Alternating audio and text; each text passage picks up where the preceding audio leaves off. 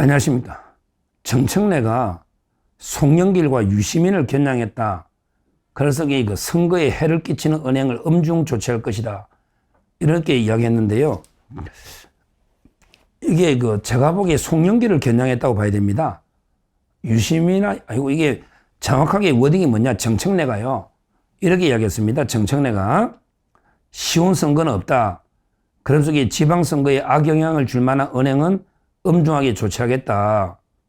이렇게 이야기했거든요. 근데 이게 언론에서는 이제 이게 아마 송영길하고 유시민을 겨냥한 거라고 하지만 솔직히 유시민은 어떻게 징계할 수가 없잖아요. 정청래가 유시민을 어떻게 징계하죠? 유시민은 자유인입니다. 그냥 지 맘대로 유튜브 녹아 지 맘대로 떠들어도 정치할 사람이 아니고 정치인이 아니잖아요. 그러니까 정청래가 유시민에 대해서는 어떻게 할 수가 없어요. 그러니까 이제 제가 보기에 정청래는 공천도 있고, 송영길이는 이번에 국회의원 출마하려고 개항에 공천도 있고, 여러 가지 문제가 있으니까 아마 저는 송영길을 겨냥했다. 이렇게 분석하는 게 맞죠. 언론에서 분석을 좀 잘못한 게 아닌가. 정청래가 선거에 해 끼치는 은행을 엄중 조치한다. 조심해라. 이거는 결국은요, 송영길을 겨냥해서 자꾸 그때 분열, 왜 문재인 계 때문에 이재명이가 선거 쳤다 2022년에 이걸 조심해라. 이런 경고로 보는 게 맞습니다. 그건 왜 그러냐면 유시민이는요, 정청래하고 한편입니다. 지금 문조, 털, 내, 유, 이게 한편이거든요. 한편. 그러니까 문재인, 조국, 털보, 그 다음에 정청래, 유시민이가 한편이에요. 그러니까 정청래가 유시민이한테 경고할 이유도 없고, 또 유시민이는 징계를 하거나 엄중 조치를 할 게 없어요. 당원도 아니고 뭐 어떻게 조치해요. 결국에 송영길이 보고 너 입 조심해라. 송영길이 보고 입 조심해라. 너 자꾸 분열하면 너 공천 안 준다. 이렇게 경고했다고 보는 게 맞다. 이 말입니다. 왜 그러냐면 정청래가 송영길이하고 엄청나게 지금 사이가 안 좋아요. 지금 벌써 이런 이야기 나옵니다. 김민석이하고 이제 정청래가 전당대에 붙는다고 봤잖아요. 처음에 우리 전부 정청래 하고 이제 김민석이가 8월 달에 전당대에 붙는다고 봤는데 요즘 갑자기 나오는 게 송영길이가 전당대에 놓을 수가 있다. 왜냐하면 전라도 사람이 당대표를 해야 되는데 송영길이는 전라도 광주의 대동고등학교 나왔거든요. 김대중이가 발탁한 거죠. 그런데 정청래는 충청도고 김민석이도 전라도는 아니잖아요. 어디 태어났나? 저거 형은 외국에서 태어났던데 서울 외국에서 태어났던데 저거 형 김민웅이는. 그러니까 이제 지금 송영길이가 당대표 놓을 수가 있다. 김민석 대신에 이런 이야기가 많이 나옵니다. 그래서 제가 나가는 방송마다 아니 송영길이가 이번에 또 너가 또 돈봉투 뿌리려 하냐. 돈봉투 안 뿌리고 되겠냐 당대표. 이런 식으로 돈봉투로 제가 직격을 해버리는데 실제 송영길이가 돈봉투를 뿌린 건 맞거든요. 근데 무죄 받은 거는 그는 이제 그냥 위법 수집 증거, 이전 것이 녹취록이 절차가 잘못됐다는 거지 돈 뿌린 거는 맞잖아요. 윤관석이가 2년 받았거든요. 사무총장 윤관석이가. 하여튼 이런 식으로 제가 공격하는데 그러다 보니까 이제 정청래하고 송영길이가 사이가 안 좋아요. 그 다음에 유시민이하고 송영길이는 원래 안 좋아요.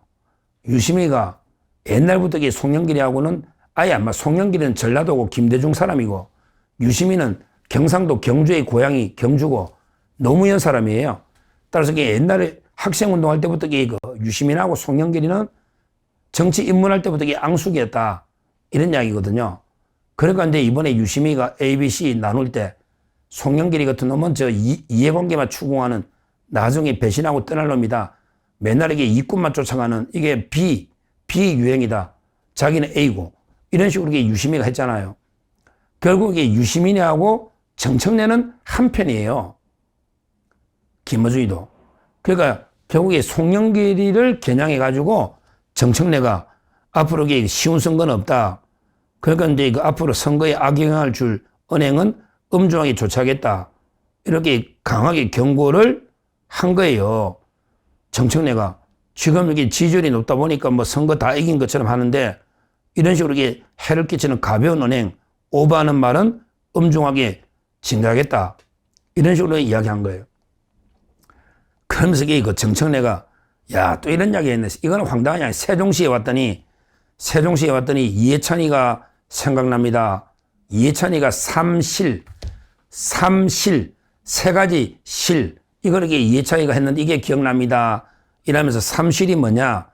성실, 그 다음에 절실, 그 다음에 진실 해야 된다. 이러면서 이게 이해찬이가 이런 말 했나? 저는 이게 기억이 안 나는데. 하여튼 또 정청래가 이해찬을 띄우잖아. 이해찬의 삼실이 생각납니다.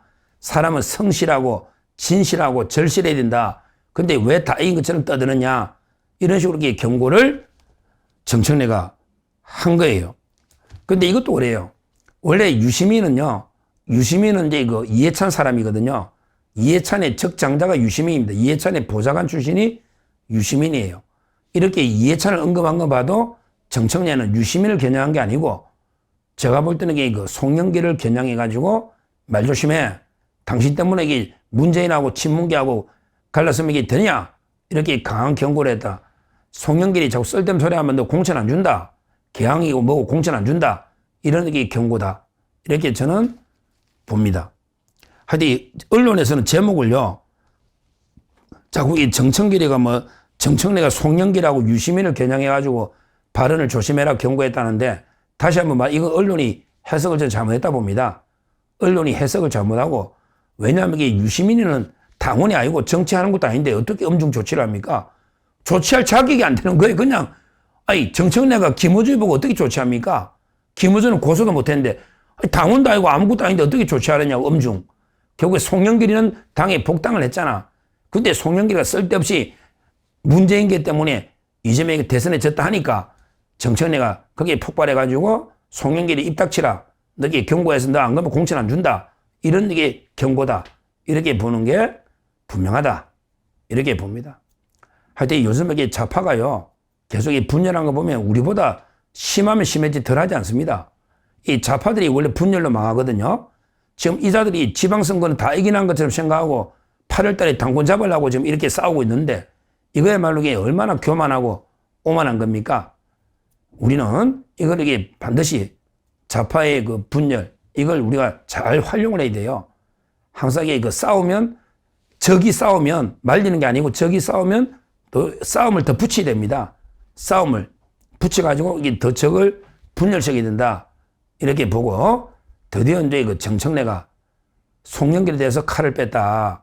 송영길이가 계속 그 자기 말도 안 되는 이야기 하니까 뭐 문재인계 때문에 대선됐다. 또 이게 뭐 문재인 그러면서 그 계양구는 내 아니면 이재명이 죽었을 테니까 내가 이재명이 살려주려고 계양구 주가 배지 달게 해줬으니까 내가 계양구 찾아가야 된다. 이런 이제 소리를 하니 정청래가 송영길이한테 강력하게 경고를 날린 게 아닌가. 이렇게 저는 분석합니다. 하여튼 우리가 볼 때는 이게 세 명이 다 좋죠.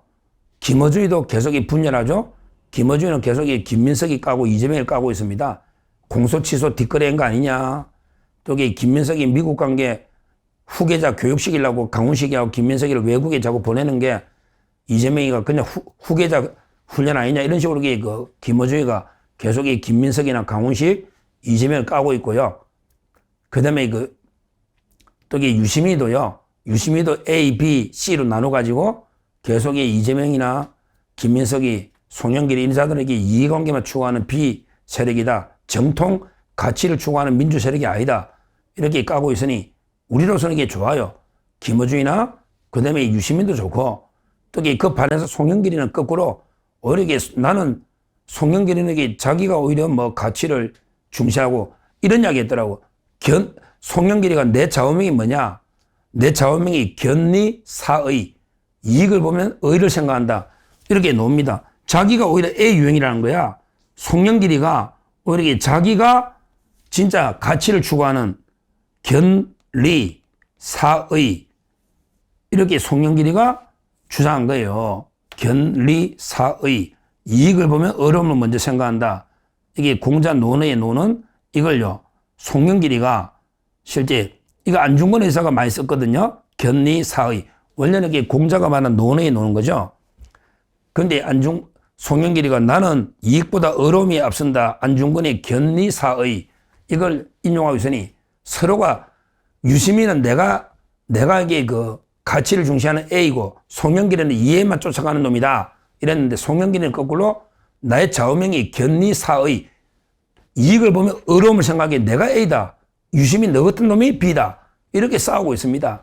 얼마나 이게 우리한테는 대형 호재입니까? 하여튼 앞으로 송영길이가 큰 역할을 할 것 같아요.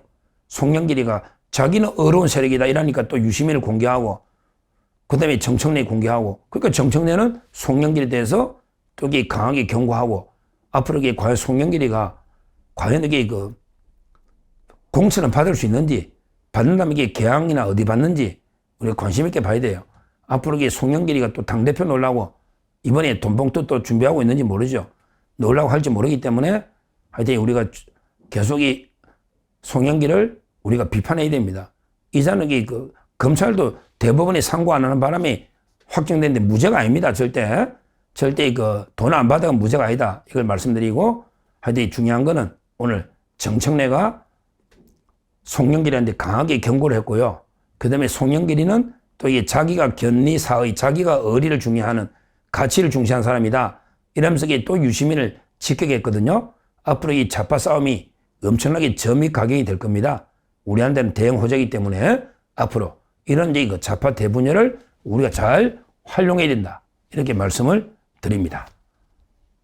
감사합니다.